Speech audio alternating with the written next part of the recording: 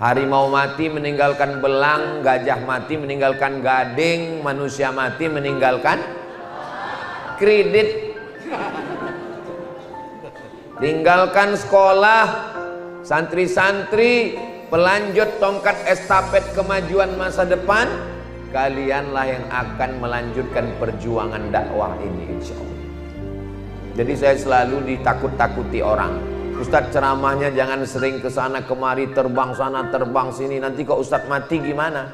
Sekarang saya bisa jawab, kalau aku mati 1000 santri dari Jannatul Naim siap melanjutkan dakwah. Nah, Assalamualaikum warahmatullahi wabarakatuh. Alhamdulillah, Allahumma salli ala Sayyidina Muhammad wa ala ali Sayyidina Muhammad. Memang cantik kain katun, dibeli di pesawaran. Saya tidak lagi berpantun karena sudah dihabiskan ketua yayasan.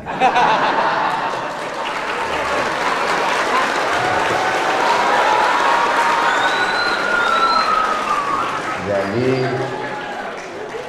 adik-adik nanti kalau terjun ke masyarakat, jadi camat, jadi bupati, jadi gubernur, jadi kapolres, jadi dandim, jadi hakim, itu kita pasti diminta orang sambutan. Jadi di awal sambutan itu suasana kita itu tegang, ketakutan, cemas. Yang mendengar cemas, kita lebih cemas. Jadi cara mencairkannya itu pakai pantun. Itu teknis public speaking. Supaya di awal itu suasana jadi cair. Nah, cara buat pantun itu dia kan 4 baris. Jadi yang dibuat duluan itu yang 2 baris di akhir. Baru yang nyusul itu 2 baris di awal. Cari ujungnya. Saya tidak lagi berpantun karena sudah dihabiskan ketua yayasan. Maka carilah tun dengan san. Tun an. Memang cantik kain katun, dibeli di pesawaran. Saya tidak lagi berpantun karena sudah dihabiskan ketua yayasan. Jadi ini cara buatnya.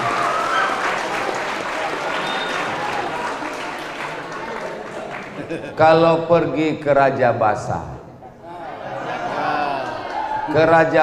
hari Kamis, ini yayasan luar biasa karena ketua pembinanya berkumis.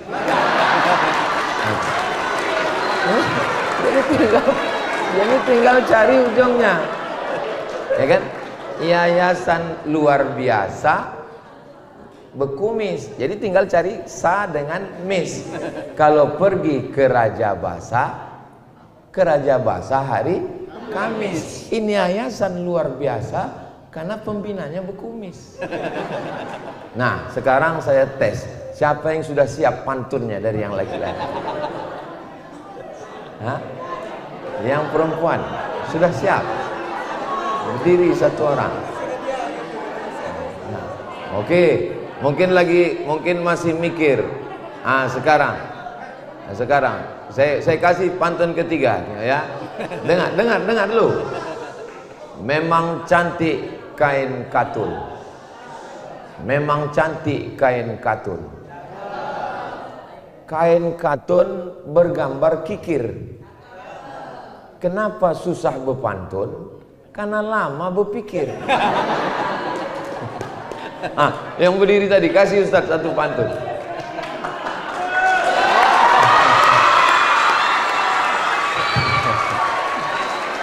Kasih pantun, coba. Maju. Maju nak. Cepat. Di sini banyak. Gitu aja.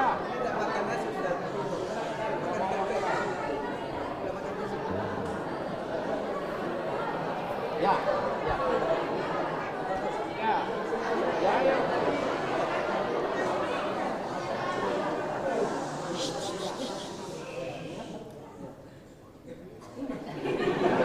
Nggak apa-apa, nggak apa-apa, nyantai. Nah, dekatkan mic-nya ke mulut, dekatkan, biar suaranya jelas, dekat ke mulut. Ya, nah, silakan. Beli nasi padang di warung di rumah makan Padang.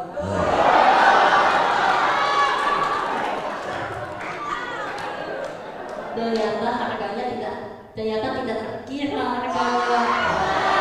Jujur saya rasa sangat tegang karena saya paksa buat kesini oleh segenap warga.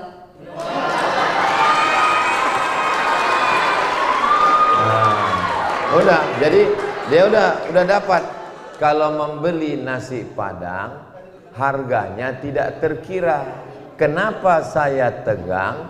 Karena dipaksa oleh warga. Jadi dia bisa. Memang cantik kain katun. Kain katun bersisi-sisi. Kenapa Ananda ini cepat berpantun? Karena dia tak makan nasi. Dia makan nasi. Dia makannya empek-empek. Bisa juga dibalik. Memang enak goreng bebek. Goreng bebek. Aduh, susah pula saya. Jadi salah satu mencairkan suasana itu adalah dengan pantun. Nah, begini Bapak Ibu profesor-profesor keluarga besar Jannatul Naim. Ada satu gerakan yang luar biasa. Masjid dirobah menjadi museum, gak boleh sholat. Masjid tutup. Tarekat-tarekat Naksabandiyah, Qadiriyah, Saziliyah, Samaniyah bubarkan, gak boleh berzikir rame-rame. Azan, doa gak boleh pakai bahasa Arab, mesti pakai bahasa Turki. Pernah ada satu orang yang coba pakai bahasa Arab, tangkap, digantung, mati. Ini peristiwa terjadi tahun 1924. Yang jadi presidennya namanya Mustafa Kemal Atatürk. Masjid ditutup, jadikan museum, gak boleh bahasa Arab, tarekat dibubarkan, dan perempuan dipaksa buka hijab pakai rok mini. Pokoknya Islam sudah hancur. Lalu harapan di mana? Politik gak bisa. Buat partai, tembak, tangkap, bunuh, penjarakan. Tapi ada seorang laki-laki namanya Sulaiman Tanuhan. Dia fokus mengajar, buat sekolah tahfiz Quran, mengajar sekolah tahfiz Quran. Sekarang sekolah ini terbesar di dunia, cabangnya Eropa, Australia, Afrika, Asia. Nama sekolahnya Sulaimaniyah. Jadi walaupun nanti terjadi apapun di negara kita, masjid ditutup, pemimpin sekuler, liberal, komunis, ateis, jangan khawatir. Yang penting buka sekolah tahfiz. Jadi semalam saya dapat pidato Pak Hatta. Apa kata Hatta? Pidato itu tahun 1945. Kalau mau Indonesia maju, maka buka sekolah. Maka buka sekolah di mana-mana. Saya ketemu dengan mursyid tarekat Saziliyah namanya Syekh Muwaffaq. Saya datang ke kamarnya, dia dari Suriah pindah ke Turki, datang ke Pekanbaru. Saya tanya, Syekh, apa yang perlu kami lakukan?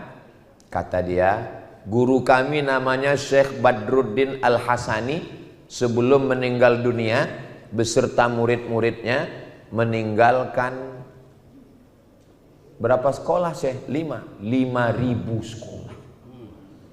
Makanya saya di mana-mana ceramah, jangan heran kalau video saya banyak mengendorse sekolah. Anak-anak Anda mau selamat dari narkoba, selamat dari ganja, selamat dari pil anjing gila, selamat dari mabuk pertamax, selamat dari lem kambing, daftarkan anak Anda segera ke sekolah Islamic Boarding School Jannatun Naim. Hubungi nomor kontak berikut. Ingat, kuota terbatas.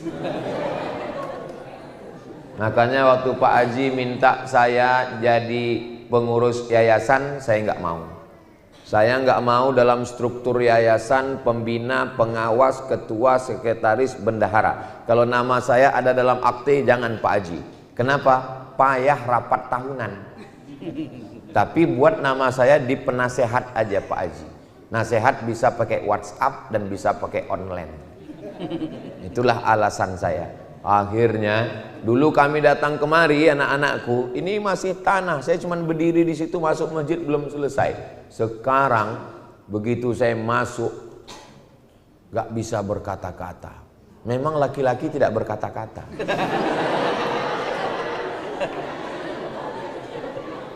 Saya Pak Haji, saya semua yayasan, Bapak Ibu Ustadz Ustazah, anak-anakku sekalian, saya sebagai penasehat Jannatun Naim bangga luar biasa. Makanya nanti kalau saya ditanya orang, Ustadz tahu Islamic Boarding School Jannatun Naim yang hebat, mewah, anaknya ngapal Quran, bangunannya hebat. Saya penasehatnya. Terus itu ada pesantren yang waktu Ustadz letakkan batu pertama nggak selesai. Aduh, saya nggak tahu, udah lupa. Jadi bangunannya udah bagus.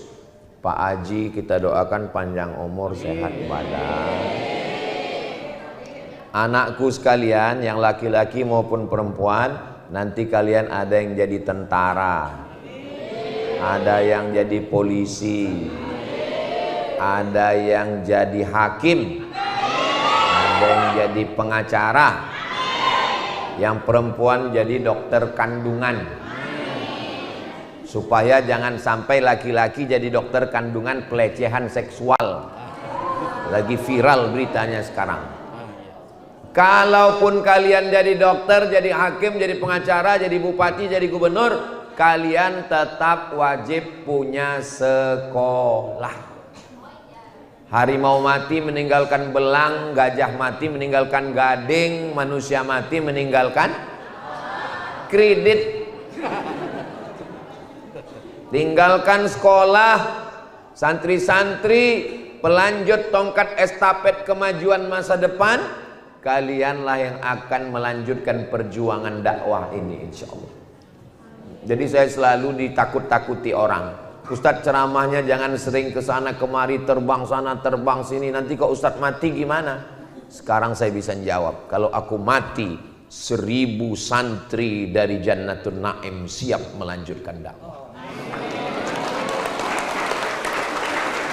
Nah, 3 dasar yang perlu dikuasai. Yang pertama, hafal Al-Quran. Tadi pagi kita sudah bagi hadiah juara. Pas saya tanya, berapa juz hafalannya nak? 10 juz. Tinggal tambah 20 juz lagi insya Allah. Amin. Amin. Tapi hafal Quran kalau nggak ngerti, bagus, cuman kurang sempurna. Maka mesti ada bisa baca kitab. Karena tafsir pakai kitab kuning, hadis pakai kitab kuning. Baca Quran nggak paham isinya, tengok tafsir mufradat Imam Jalaluddin As-Suyuti, Jalaluddin Al-Mahalli, kitab kuning. Ayat tentang fikih nggak paham, fikih mazhab Syafi'i, mazhab Hanafi, mazhab Maliki, mazhab Hambali, kitab kuning. Baca hadis Sahih Bukhari nggak paham, buka syarahnya Fathul Bari, kitab kuning. Belajar akidah, kitab kuning. Kenapa kitab disebut kitab kuning? Karena kertasnya warna kuning. Sampai di Mesir kertasnya warna putih. Sebetulnya itu hanya istilah saja. Jadi tolong Ustadz yang fokus baca kitab kuning, karena memang bahasa Arab ini nggak sama kayak bahasa kita. Hadza Muhammadun Ra'aitu Muhammadan, marartu bi Muhammadin. Hadza Muhammadun. Muhammadun khabar marfu'un wa alamatu raf'ihi fathatun wa alamatu raf'ihi dhammatun zahiratun fi akhirih. Ra'aitu Muhammadan maf'ulun bih mansubun wa alamatu nasbihi fathatun zahiratun fi akhirih. Marartu bi Muhammadin majrurun bi alfir jar wa alamatu jarrihi kasratun zahiratun fi akhirih. Ini enggak ada dalam bahasa Indonesia. Ini Muhammadun. Saya jalan dengan Muhammadin. Saya melihat Muhammadan. Enggak ada. Sekali Muhammadun tetap Muhammadun. Dan enggak ada dalam bahasa Inggris. This is Muhammadun. I see Muhammadan. I'm walking with Muhammadin. Enggak ada. Nah, jadi memang dia unik bahasa Arab ini. Begitu juga dengan perubahan katanya. Perubahan kata dalam bahasa Inggris go, goes, gone, when, going, cuman 5. Tapi dalam bahasa Arab dhahaba, dhahaba, dhahabu, dhahabat, dhahabat, dhahabna, dhahabta, dhahabtuma, dhahabtum, dhahabti, dhahabtuma, dhahabtuna, dhahabtu, dhahabna. 14. Itu baru past tense, fi'il madhi, belum present and future. Yadhabu, yadhabani, yadhabuna, tadhabu, tadhabani, yadhabna, tadhabu, tadhabani, tadhabuna, tadhabina, tadhabani, tadhabna, adhabuna, adhabu. 14 tambah 14 28, belum lagi madhi mudhari. Zahaba yadhabu zahaban zahibun madhubun idhab la tadhab madhabun madhabun midhabun. Jadi perubahan katanya banyak. Jadi kalau ada orang bangga anaknya sekolah di SMP, anak saya di SMP plus, anak saya di SMP unggulan, pelajarannya bisa dihitung 5 jari, fisika, kimia, matematika, bahasa Inggris, bahasa Indonesia, selesai. Tapi kalau di pondok, nahwu, shorab, balaghah, ma'ani, bayan, mantik, fikih, usul fikih, qawaidul fikih, tafsir, ulumul Quran, tajwid, arud qawafi, hadis, mustalah hadis, rijalul hadis, mukhtaliful hadis, tambah lagi umum. Makanya kalau ada orang, ya anak saya nggak lulus di SMP negeri, daripada nggak sekolah saya kirim aja lah ke pesantren. Nggak bisa. Anakmu yang terpandai, tercerdas, terhebat, itulah yang kau kirim ke Jannatul Naim.